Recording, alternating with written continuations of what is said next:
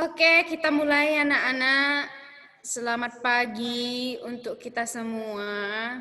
Pagi hari ini mata pelajarannya akan dimulai dengan PKWU karena ada perubahan jadwal. Jadi, kedengaran nggak suara Ibu? Tes dulu. Kedengaran, Kedengaran, Miss. Miss. Oke, hari ini kita akan belajar mengenai jenis dan karakteristik makanan awetan nabati.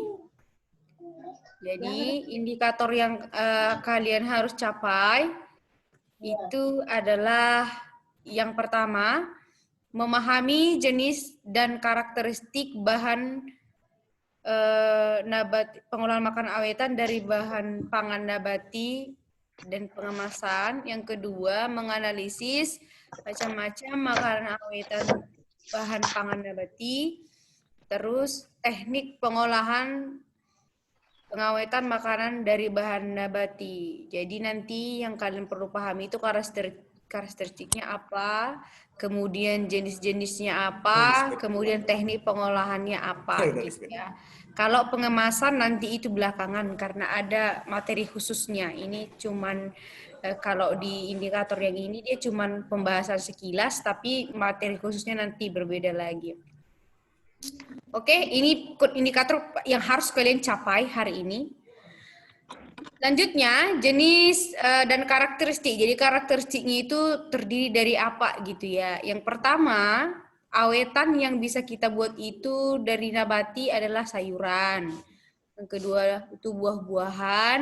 Yang ketiga itu adalah rempah-rempah. Rempah-rempah itu kayak kunyit, jahe, gitu ya. Terus temulawak, terus kayu manis yang bentuknya rempah-rempah ya. Kemudian umbi-umbian, yang selanjutnya ada rumput laut, bisa juga ya, rumput laut itu dikeringkan dan dijadikan makanan awetan. Habis itu seleri, jadi ini berhubungan nanti dengan biji-bijian dan lain sebagainya seperti gandum, sereal ya. Oke.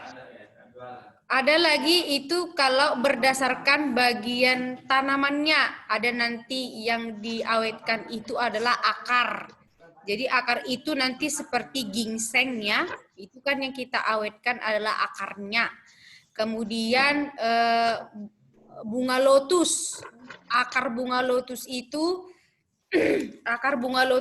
kan banyak manfaatnya, bisa juga digunakan sebagai tepung, bisa juga digunakan kalau di daerah pegunungan daerah China itu biasanya bunga lotus itu diawetkan untuk menjadi sayuran yang akan dimasak di musim dingin gitu ya, bunga lotus. Jadi itu akar. Kemudian umbi itu kayak ubi jalar, kayak ubi kayu, kemudian juga yang termasuk umbi itu juga kunyit, nah, yang berada di bawah tanah. Habis itu batang. Batang juga banyak yang kita gunakan jadi bahan makanan awetannya. Daun. Nah, kalau kalian pernah lihat daun yang diawetkan itu ada teh, ada juga misalnya rempeyek bayam gitu kan. Buah udah sering ya. Kalau manisan, asinan itu biasanya terbuat dari buah-buahan. Bunga itu nanti dicampur ke teh ya. Kemudian ada biji. Jadi biji ini nanti ada banyak jenis-jenisnya. Biji seperti jagung apa gitu ya. Selanjutnya, alat yang digunakan untuk mengawetkan itu yang pertama adalah bisa toples atau kaleng ya, sebagai wadah pengawetan. Kemudian panci untuk memasak, kompor, kulkas untuk mengawetkan juga. Kalau nanti dia frozen food boleh ya, kulkas. Kemudian ada minyak, ada macam-macam nanti. Itu alat yang digunakan, tapi generalnya ini. Kemudian jenis-jenis makanan awetan nabati. Nah, ini pernah lihat nggak asinan?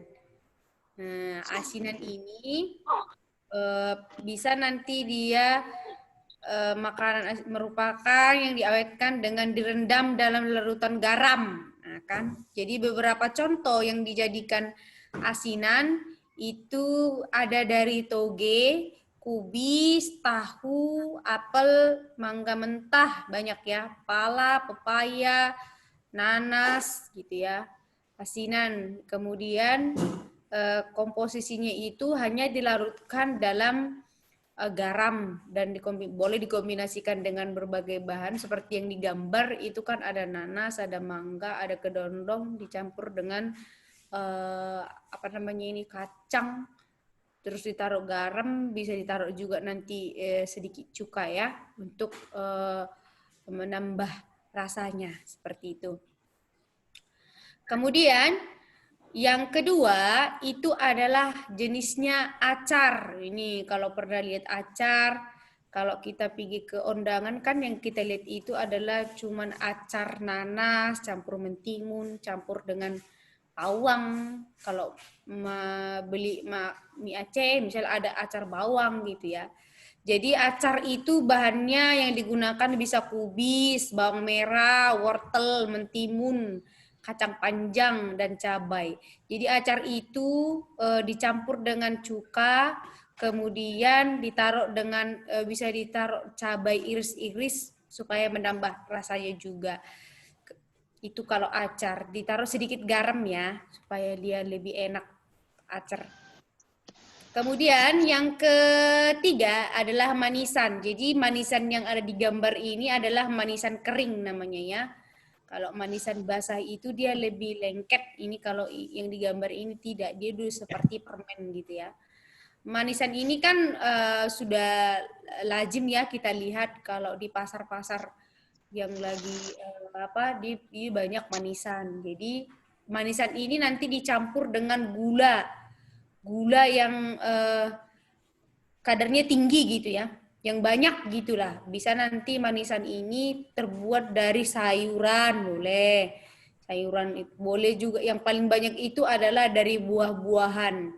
Nah, kalau manisan ini yang digambar itu sudah hampir sama dengan permennya, udah dikupas, kemudian ditaruhkan ke gula yang kadarnya tinggi hingga lengket, kemudian dikeringkan gitu ya. Tapi bisa juga nanti buahnya itu dikeringkan dulu, dikurangi dulu kadar airnya, baru dicampur dengan gulanya. Tapi kalau misalnya manisan basah, itu biasanya buahnya itu dimasukkan dimasak bersama dengan gulanya itu dipanci, kemudian diangkat, didinginkan, taruh toples, itu biasanya tahan seminggu kira-kira seperti itu.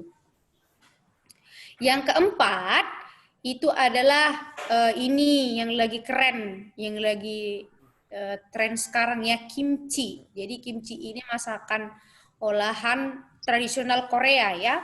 Biasanya ini kita buat fermentasi. Jadi fermentasi kimchi ini biasanya menggunakan kubis ataupun lobak. Lobak itu seperti wortel tapi warnanya putih, besar gitu ya. Kalau kubis tahu ya, biasanya kalau kita masak mie goreng atau apa kita campurkan kubis gitu ya.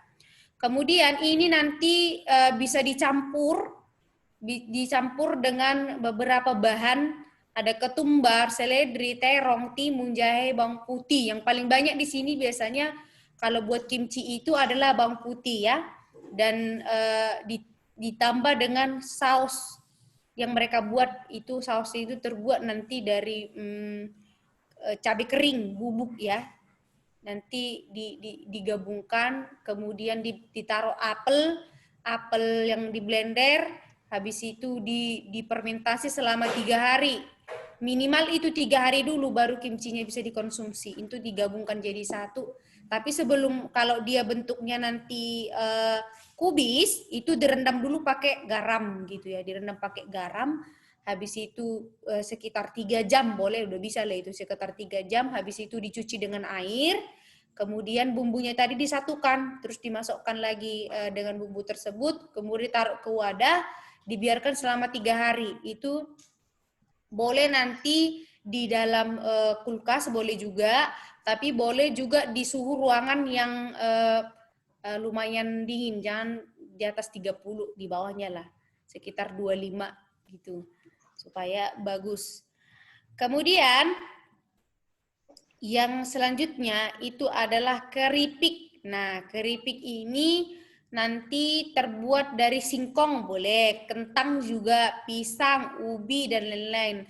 Tapi sekarang juga keripik terbuat dari apel. Buah apel, kemudian apa ya? Salak gitu ya. Nanti keripiknya ini itu diiris-iris dulu, boleh nanti dijemur dulu sampai kering baru digoreng, ditaruh bumbu. Tapi boleh juga langsung digoreng, tapi hasilnya kurang renyah ya. Kalau agak lebih lama dia kurang renyah. Supaya renyah dia dicampur dengan kapur sirih, boleh nanti keripik ubinya itu direndam dengan kapur sirih baru digoreng. Kemudian taruhkan itu masakan awetan juga, Bu. Iya, masakan awetan. Habis itu yang keenam adalah rempeyek. Jadi rempeyek ini yang kita pakai itu adalah rempeyek terbuat dari sayuran. Jadi contohnya itu yang bisa kita buat rempeyek adalah bayam, kemudian kedelai, kacang hijau, dan bahan nabati lainnya yang berhubungan dengan daun boleh, biji-bijian juga boleh. Jadi rempeyek ini nanti diolah digoreng, ya kan?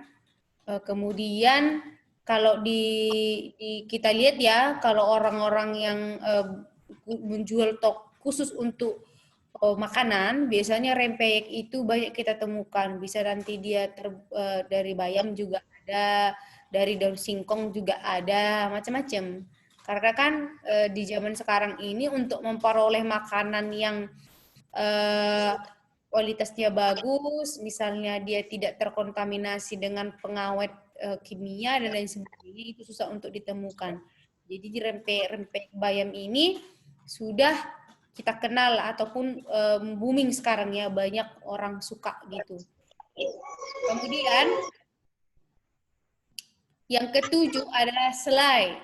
Jadi selai ini nanti terbuat dari stroberi, boleh blueberry, boleh apricot juga boleh, apel, anggur, pir, dan apa ini? Buah-buahan selai juga digunakan, sayur-sayuran seperti wortel dan seledri boleh ya. Jadi selai ini nanti buahnya itu dimasak ya, dimasak. Misalnya kita mau buat selai stroberi, kita masak dengan gula batu gitu ya.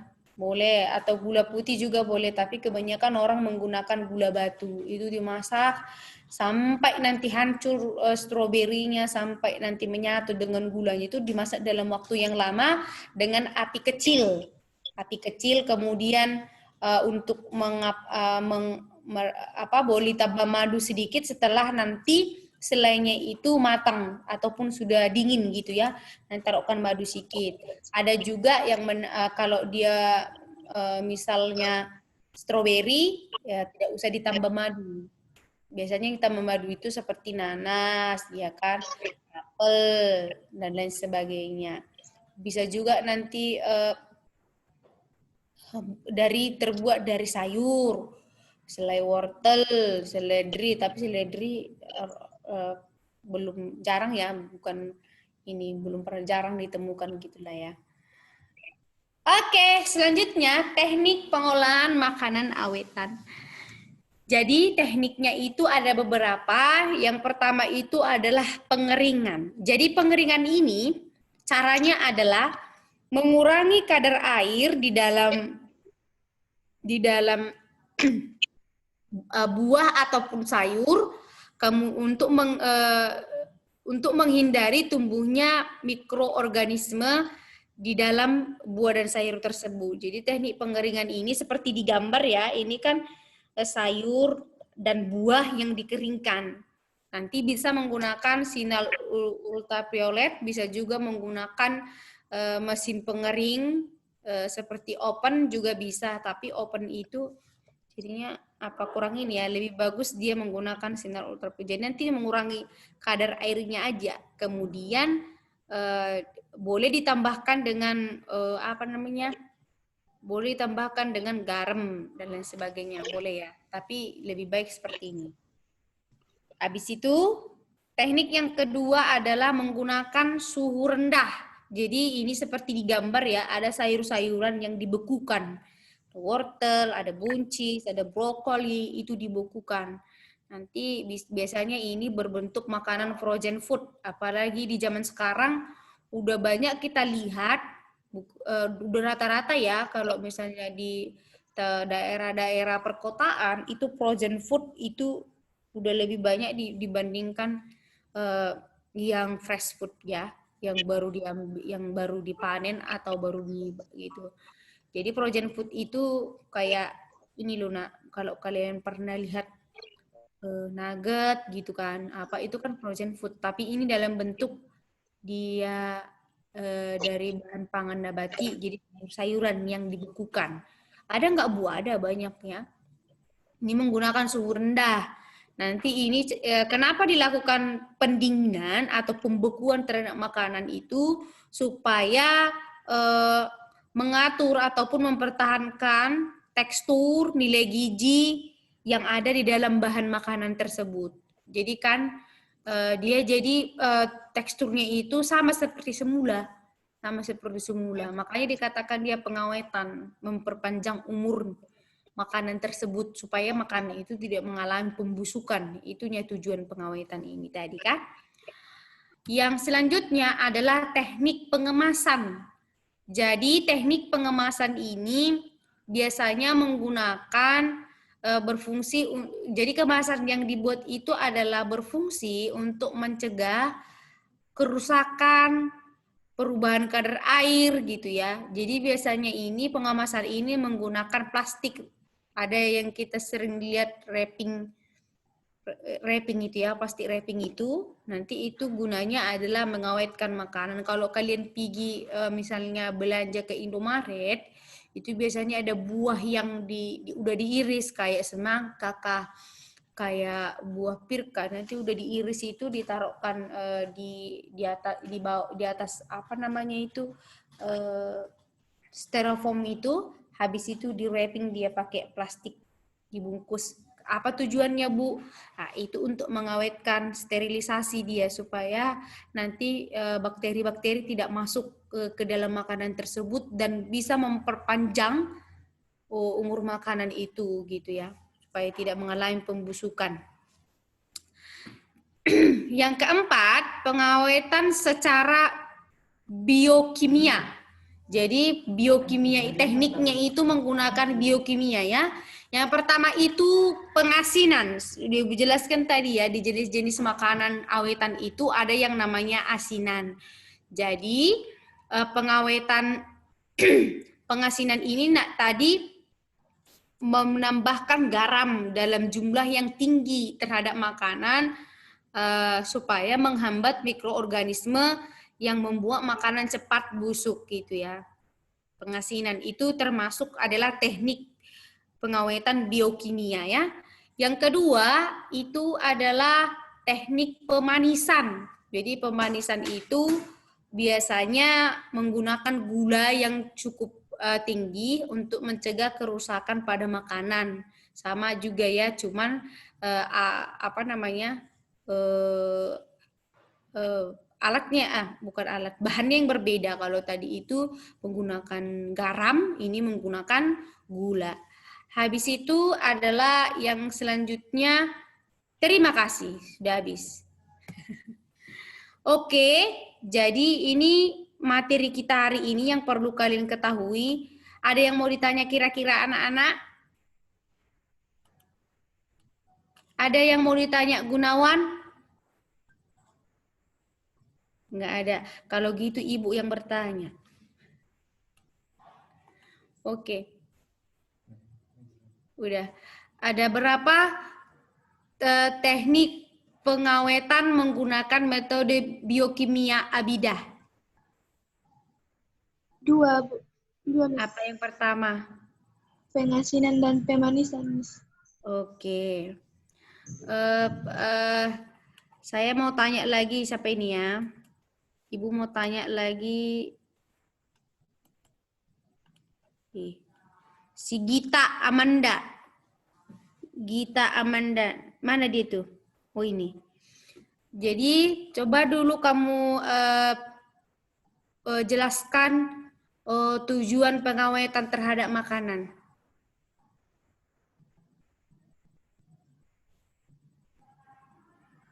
Gita dengar nggak? Dia kan nak? Iya, dengan Apa tujuan pengawetan terhadap makanan?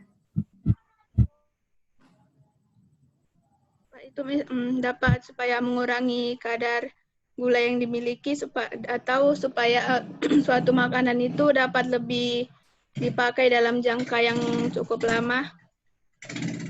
Oh, jawabannya itu bagus, tapi jawabnya jangan seperti itu.